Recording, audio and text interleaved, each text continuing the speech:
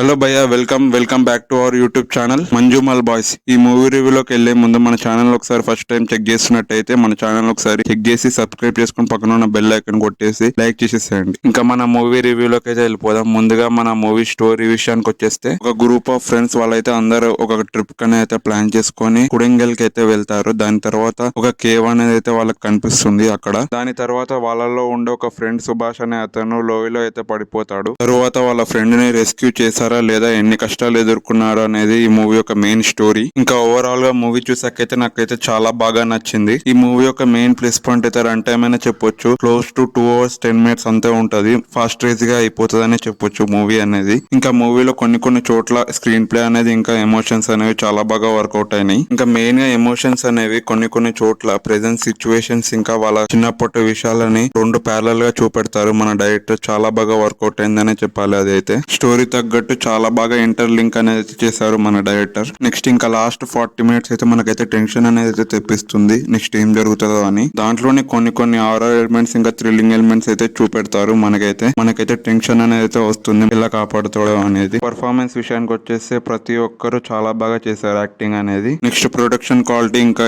CG work అనేది చాలా బాగా మెయింటైన్ చేశారని చెప్పొచ్చు. కొన్ని విజువల్స్ అయితే చాలా బాగున్నాయి. ఇంకా మన ఈ మూవీ చూసినట్టయితే మీకు ఎలా అనిపించిందో కూడా కామెంట్ లో చెప్పేసేయండి. ఎవరైతే చూడలేదో రైట్ నో టికెట్స్ అనేవి బుక్ చేసుకొని వెంటనే మీ ఫ్యామిలీతోనైతే చూసేసేయండి. Thank you so much.